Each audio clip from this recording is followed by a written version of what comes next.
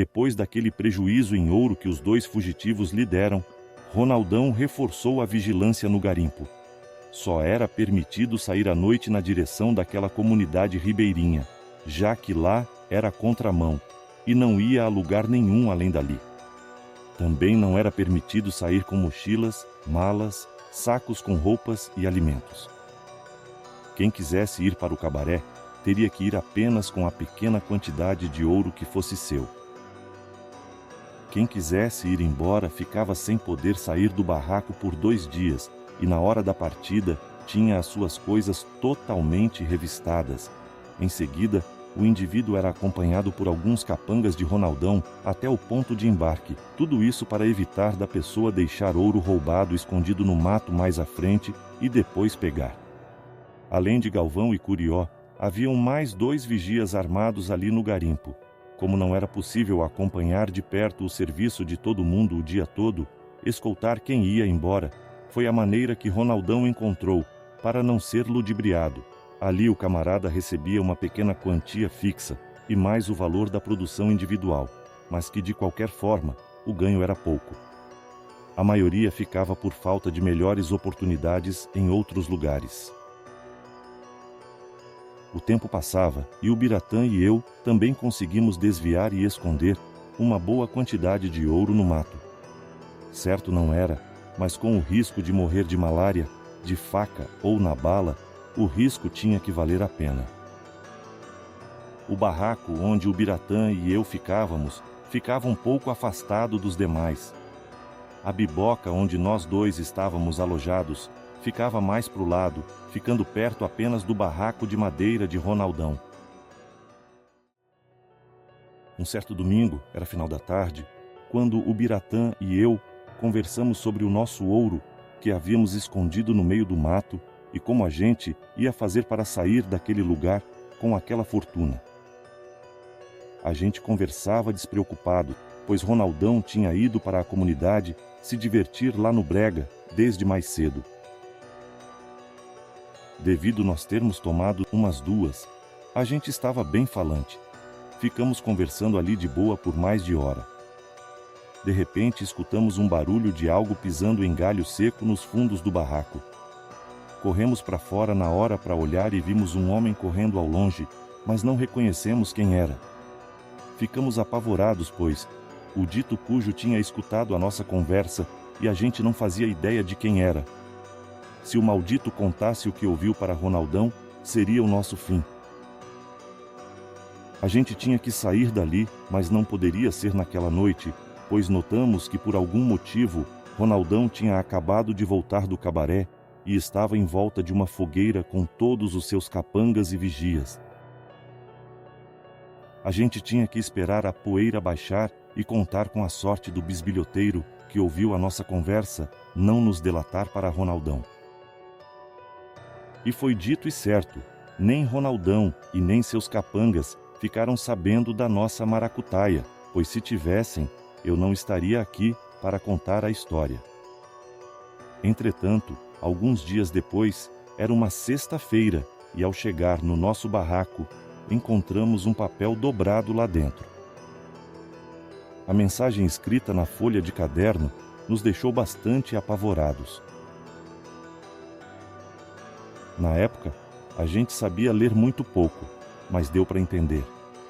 No papel dizia que o autor do bilhete sabia que a gente tinha ouro guardado em algum lugar no mato e que a gente tinha 2 dias para levar o caboclo chantagista até o lugar e dar a metade do ouro contrabandeado a ele. Senão, a gente ia sofrer nas mãos de Ronaldão e seus comparsas. A mensagem final dizia que quem ouviu nossa conversa e escreveu aquela mensagem ia nos procurar no dia seguinte para a gente ficar sabendo quem era. Ficamos desesperados ao ler aquela mensagem e várias coisas se passaram nas nossas cabeças. Pensamos, inclusive, em marcar um encontro com quem nos chantageava e dar cabo do safado. Mas quando soubemos que Ronaldão ia sair depois das 7 da noite, acabamos decidindo de última hora fugir dali naquela noite mesmo. Como era sexta-feira, Os 2 vigias jovens tinham ido dar um pulo lá na taberna e só voltavam mais tarde. Os 2 jagunços mais velhos jogavam cartas na frente dos barracos, sob a luz de um lampião. A gente tinha que cuidar deles. Assim que Ronaldão saiu, começamos a colocar nosso plano em prática. Pegamos 3 pedras e fizemos um fogo improvisado do lado do nosso barraco. O Biratã convidou Galvão e Curió para comer uma carne de sol frita, com uma pinga da boa. Aqueles 2 jagunços gostavam muito de beber e a gente ainda tinha mais de litro de cachaça guardado. Quando os 2 capangas chegaram, com aqueles revólveres brilhantes na cintura, cada um já virou um copo americano, cheio de pinga na garganta. Eles disseram que já estavam enjoados de comer tanto peixe e falaram também que aquela carne seca frita era o melhor tira-gosto que existia. Ali pinga era uma atrás da outra. Bem mais tarde, os jagunços estavam bastante de fogo e resolveram irem descansar um pouco para se recuperar para ficarem de guarda mais tarde. O Biratã e eu estávamos firmes, porque a gente só bicava a bebida e deixava o resto para os jagunços. Quando eles saíram, pegamos as nossas coisas que já estavam arrumadas e partimos. Como nosso barraco era um pouco mais afastado, foi fácil sairmos sem sermos vistos. Mais à frente, pegamos nosso ouro, que estava enterrado debaixo de uma pedra, e seguimos nosso caminho. Andávamos rápido, pois os jagunços eram fortes na cachaça e ficavam bons ligeiro, e poderiam voltar no nosso barraco procurando mais pinga. A gente tinha lanternas, mas não acendíamos para não darmos sorte ao azar. Também nem era preciso ligar, já que aquela era uma noite de lua cheia que iluminava cada recanto daquela floresta amazônica. Nem tínhamos dividido o ouro ainda, devido à grande tensão que a gente estava. O Biratã carregava o metal precioso. Depois da gente andar beirando a margem do rio por umas 5 horas sem parar, teve um certo momento que começamos a escutar algo andando dentro do mato e nos seguindo.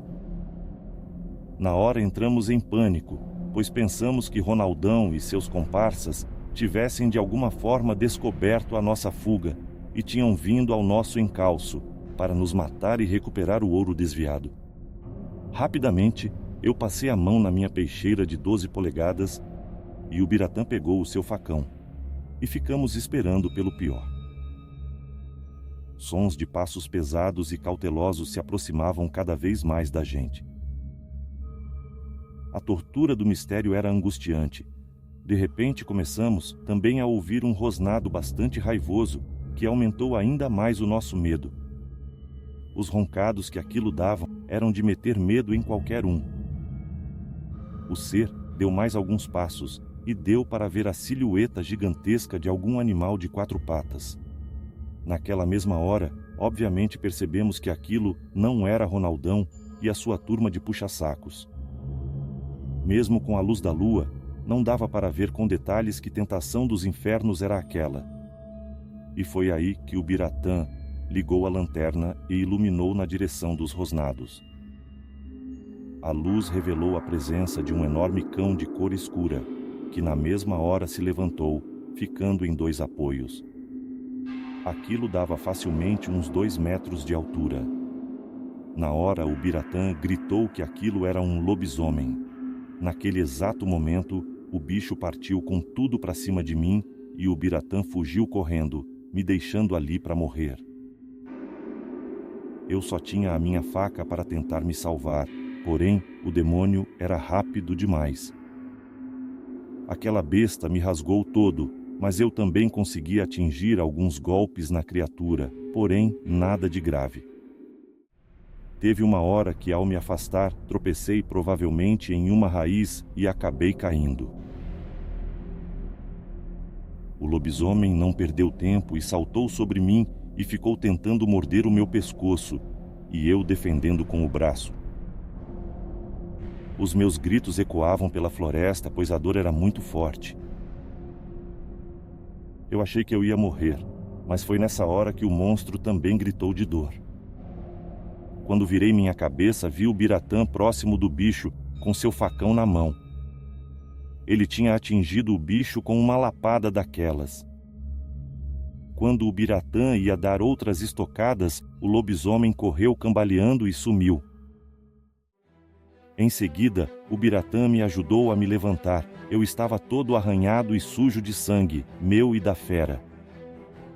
O Biratã me disse que quando viu a fera, por instinto ele correu e subiu na primeira árvore que ele conseguiu. Ele pensou que eu ia fazer o mesmo, só que isso não aconteceu. Quando ele viu que eu ia morrer nas garras daquilo, mesmo morrendo de medo, ele resolveu agir. Continuamos andando e assim que o sol nasceu, me lavei no rio e troquei de roupa. Graças a Deus, meus ferimentos não foram muito graves. Só arranhões e apenas a mordida no braço era que estava um pouco pior. Aproveitamos e dividimos o ouro logo de vez.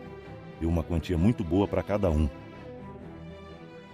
Logo cedinho chegamos a um grande povoado ali nas margens do rio. Naquele lugar possuía estradas indo para outros lugares, embora fossem apenas estradas de terra. Fizemos o certo em fugir por aquela rota. Se a gente tivesse fugido de canoa e se por azar os jagunços descobrissem a nossa fuga cedo da noite, eles poderiam ir atrás nos barcos a motor, aí a gente ia dar com os burros nágua.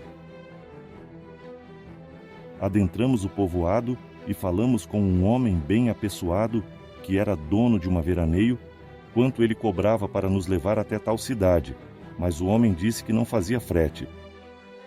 Mas quando falamos a quantidade de ouro que ele ia receber pela viagem, o sujeito disse que nos levaria até o fim do mundo se fosse necessário. Porém, ele colocou uma condição. O pagamento tinha que ser todo à vista e adiantado. O ouro ficaria em sua casa com a sua mulher. Nós aceitamos.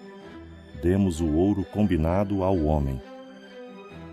O pagamento daquela viagem devia dar o valor de umas 10 viagens normais, porém a gente tinha que sumir logo dali. O dono da veraneio nos levou a uma cidade que ficava a uns 300 quilômetros dali e em seguida retornou para a sua casa. E o Biratã e eu fomos para nossa, que no caso ainda ficava bem longe dali. O ouro que levei dali não deu para ficar rico, mas deu para eu comprar um bom pedaço de terra e construir a minha casa. Entretanto, não tem dinheiro nem ouro que pague o medo e o risco de vida que passamos naquele fim de mundo. Quanto à identidade do maldito lobisomem, nunca suspeitamos quem era aquele vira-bicho. Num mundo velho de gente, igual era no garimpo, não dava para saber quem era, a menos que tivéssemos ficado lá para tentar descobrir. Boa noite.